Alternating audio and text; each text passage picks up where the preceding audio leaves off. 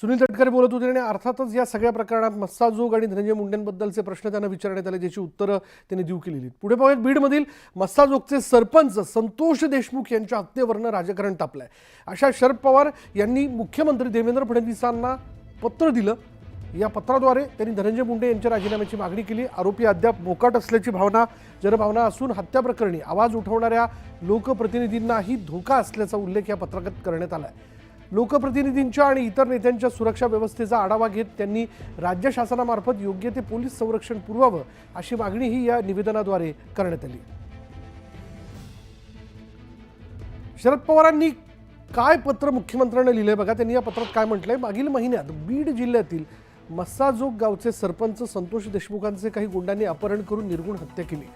सदर अमानवीय घटनेचे पडसाद केवळ महाराष्ट्रातच नव्हे तर देशभरात उमटले. पुण्यातील फरार आरोपींना आणि त्यामागील सूत्रधारांना तात्काळ अटक करावी म्हणून महाराष्ट्रभरात आंदोलन उभं राहिलं आणि या संदर्भात बीड जिल्ह्यात निघालेला पहिला आक्रोश मोर्चा राज्य शासनापर्यंत या घटनेचं गांभीर्य पोहोचवणारा होता. त्यात जात, धर्म आणि पक्ष हे भेद बाजूला सारून क्रौर्याची परिसीमा गाठणाऱ्या घटनेचा निषेध करण्यात आला. फरार आरोपींना आणि त्यामागील सूत्रधारांना तात्काळ अटक होऊन कडक शासन व्हावं अशी एकमुखाने मागणी करण्यात आली. सदर आक्रोश मोर्चाच्या सांगताप्रसंगी आमदार संदीप क्षीरसागर, प्रकाश सोळंके, जितेंद्र आव्हाड, अभिमन्यू पवार आणि सुरेश धस तसंच बीडचे खासदार बजरंग सोनवणे यांनी आपल्या भाषणामधून तीव्र भावना व्यक्त केल्या. घटनेत सहभागी असणारे गुंड, घटनेचे सूत्रधार आणि घटनेत जबाबदार असणाऱ्या व्यक्तींचा नामोल्लेख केला. महाराष्ट्राच्या सुसंस्कृत परंपरेला लांछन लावणाऱ्या या घटनेचा तातडीने तपास व्हावा याकरता प्रसारमाध्यमं देखील महत्त्वाची भूमिका बजावतात असं या पत्रात म्हणण्यात आलं. शरद पवारांबरोबर 40 वर्ष काम केलंय मी. अतिशय म्हणजे हिंसेला प्रचंड त्यांच्या मनात हे आहे आणि मग ते घराचा विचार करतात, माझ्या घरच्यांचा विचार करतात, माझ्या पोरीचा विचार करतात. एक तो वेगळाच माणूस आहे. म्हणजे एक शरद पवार राजकारणातला माणूस वेगळा आहे आणि एक माणूस म्हणून त्याच्या म्हणजे त्याचं जे हृदय आहे ते वेगळं आहे. त्यांनी मला स्पष्ट सांगितलं की पुढे राहू नकोस. त्यांचे उद्देश काय होते मला माहीत नाही, पण तू म्हणजे सावध राहा. त्याच्यातनं हे पत्र लिहिलं असेल तर मला माहिती. मस्साजोगचे सरपंच संतोष देशमुखांच्या हत्येप्रकरणी आज सर्वपक्षीय नेत्यांनी राज्यपालांची भेट घेतली. बीड प्रकरणी राज्यपाल स्वतः लक्ष घालणार असून त्यांनी तसं आश्वासन दिलंय असं संभाजीराजे छत्रपती म्हणाले.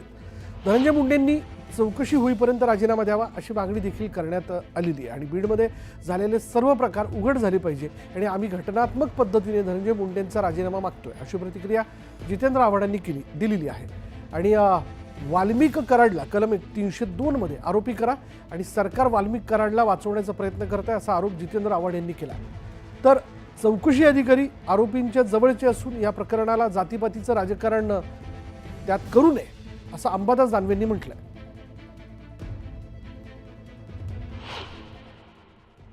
तिसरी विनंती सगळ्यात त्यांना आम्ही महत्त्वाची केली की या सगळ्यांचा बॉस कोण आहे, हे धनंजय मुंडे.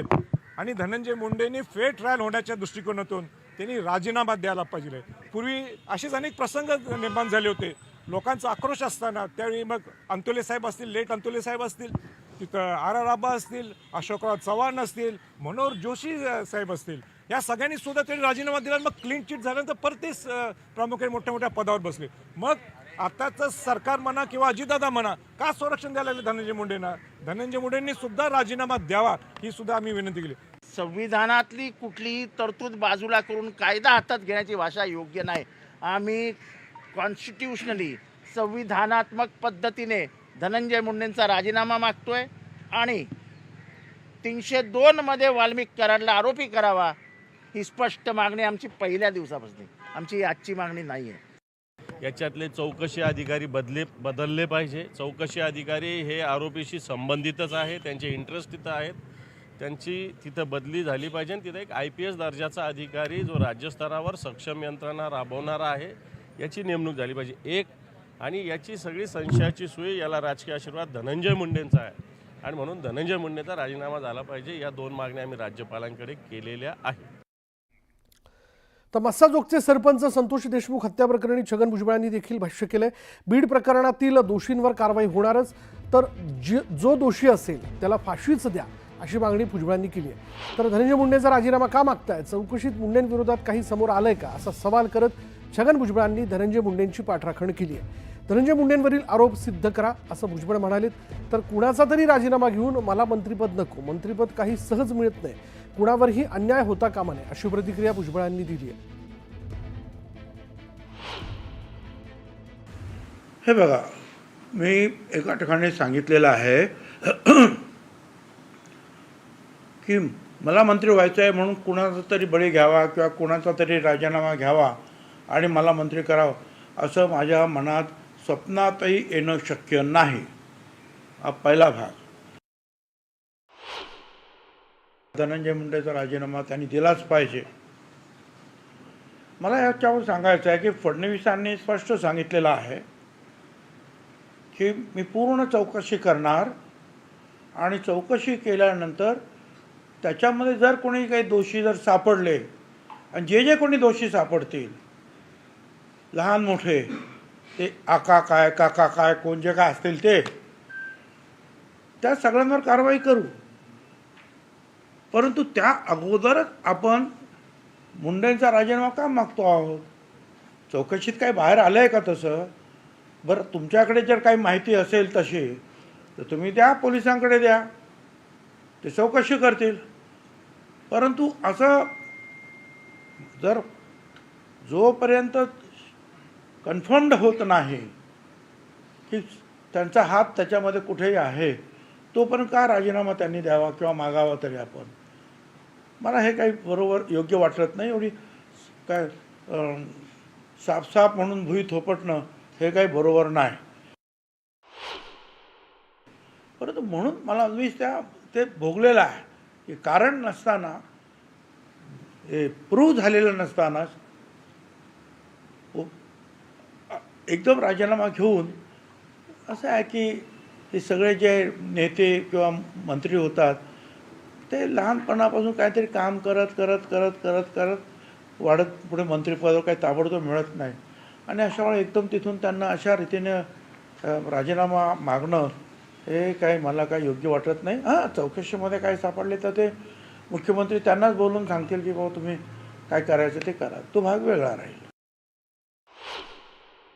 मला असं वाटतं की कुणावर अन्याय होता कामा नये. त्यांनी जर काय दोष असेल तर त्या दोषीला शिक्षा झाली पाहिजे. कारण तो जो खून झालेला आहे तो अतिशय भयंकर. कारण ते आमदार धस ज्या पद्धतीनं हाऊसमध्ये सांगत होते किंवा बाहेरसुद्धा बोलतात किंवा आम्ही जे काय ऐकतो ते पाहिल्यानंतर, जे ऐकल्यानंतर अंगावर शहारे येतात. ही खून होतात माणसांची, पण अशा निर्घृण पद्धतीनं असा खून होणं म्हणजे कल्पनाच आपण करू शकत नाही. आणि जे कोण दोषी असतील त्यांना फाशी द्या ना तुम्ही, ज्यांनी हे केलं त्यांना. कोण त्याला नाही म्हणतं? फाशीच द्या त्यांना. परंतु कारण नसताना कुणावर तरी अन्याय होता कामा नये, एवढं सुद्धा मला वाटतं. दरम्यान छगन भुजबळांच्या वक्तव्यावर विजय वडेट्टीवारांनी टीका केली. भुजबळांचं बोलणं न पटणारं असल्याचं वडेट्टीवार म्हणाले.